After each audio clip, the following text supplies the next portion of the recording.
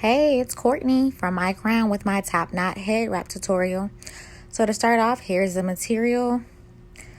Go ahead and get it all situated. I do mine with my bonnet on sometimes.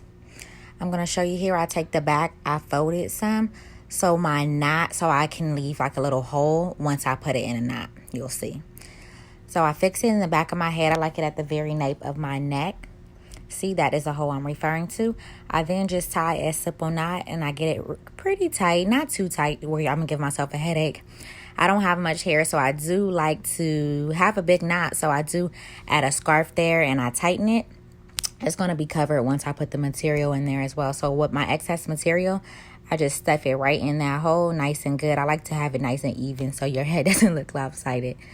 And then I take that last piece of material and I stuff it in there as well.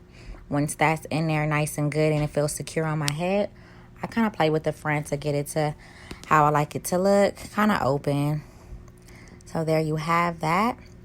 And then I do slide it slightly back on my head and I fix my little hairs in the front. And there is my top knot tutorial. I hope it was helpful. Let me know if you guys have any further questions.